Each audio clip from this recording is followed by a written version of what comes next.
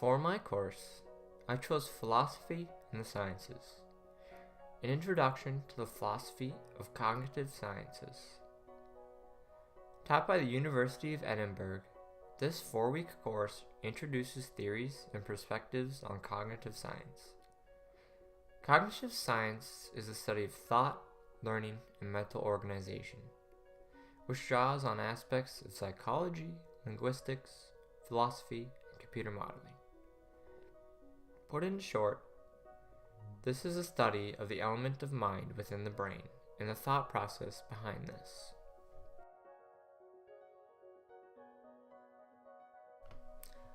Moving on to a complete overview of the course. In week 1, the big question being asked is, how did the human brain and human cognitive structure evolve? This question is answered by evolutionary psychology. Evolutionary psychology claims the following. The human brain is a product of natural selection. The human brain adapted to solve particular problems which our ancestors faced. Cognitive capacities which our ancestors developed were heritable. The human brains we have now are the brains that our ancestors developed. Many humans learn through a system of culture which states the following. Any system of learning passed on through social interaction is known as philosophical culture. Humans are the most intelligent creatures on Earth, and it is often asked why humans have such a flexible communication structure, known as language. It is not known where the origin of this language is from, yet we can study how languages are learned in the present and how they change over historical time. This concludes week 1. On to week 2.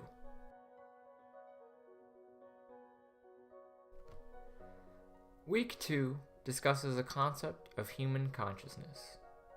There are 2 different states of consciousness that one can be within. Awake consciousness is a state of simply being awake or not asleep. Yet you are not attentive to your surroundings or your environment. You are simply awake, nothing more, nothing less. The second is a state of being aware. This is a state of being attentive of your surroundings or your environment. Brain activity with deciphering is present here. These are universal consciousnesses. Humans, however, have an exclusive consciousness, phenomenal consciousness. Humans are the only creatures on Earth that have a phenomenal consciousness. A phenomenal consciousness is not in a sense in which an experience is merely something you are affected by, but a sense in which an experience coincides with your experiencing it. So when you are put into a situation, the way you experience it is deciphered by how you think about it, your subjective feelings towards it. This concludes week 2.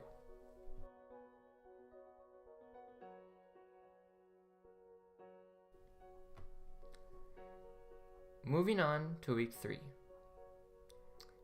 Week 3 introduces technology and the potential effect that it could pose on the future of humans. It has been proven that technology is capable of completing tasks and doing so more proficiently.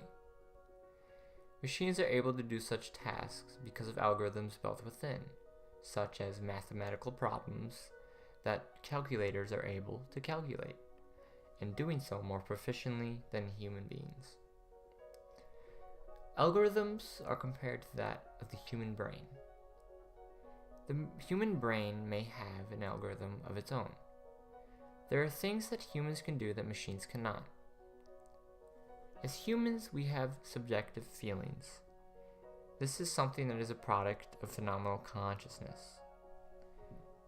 The algorithm of the human brain for this task is yet to be determined.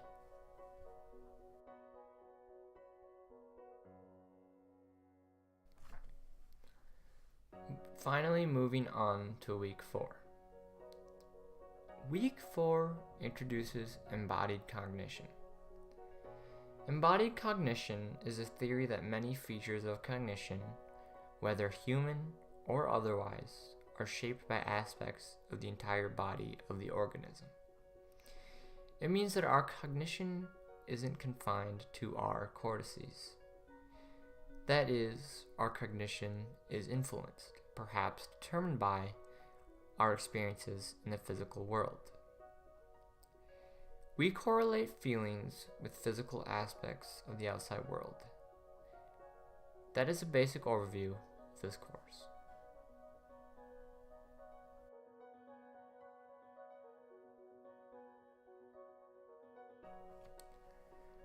With that, I'd like to discuss what I found most interesting. Humans are the only creature on Earth that have subjective feelings, a phenomenal consciousness. This is something that I have always wondered. What is it about humans and our brains that allow us to have feelings like this? Feelings of love, happiness, sadness, anger, and nervousness. The list goes on. And it is something that I will always be thinking about because it is an unanswered question and it quite possibly may never be answered. Why is it that no other creature on Earth has the ability to have subjective feelings? It may seem that other creatures do, but it has been proven otherwise. So why does this matter? Well, science can advance ethics by revealing the hidden inner workings of our moral judgments, especially the ones we make intuitively. Once those inner workings are revealed, we may have the ability to access a higher level of thinking that has never been done before through judgments, subjective feelings. We may be able to connect on things in a deeper way. This is a subject that has philosophers on the edge of their seats and is just waiting to be revealed. I am one day hoping to become a hostage negotiator and use my knowledge as a neurological scientist to my advantage. Possibly being able to understand the actions of a man or woman holding subject hostage. This is actually inspired by a show called Mindhunters, which aims to understand the cognitive behaviors of criminals. I am planning on going to college for the study of neuroscience, and this has me very excited. There are so many possibilities that I cannot wait to contribute to a life-changing question. What is it about humans that allow us to have subjective feelings, and what is the process behind those feelings? What is going on in the human brain that allows us to have such feelings as compared to any other creature on the entire planet? And I just can't get over the excitement I have about this sort of subject. So, with that, very excited for college. Can't wait for college. With that, I would like to close out this podcast. And yeah. So, see you later.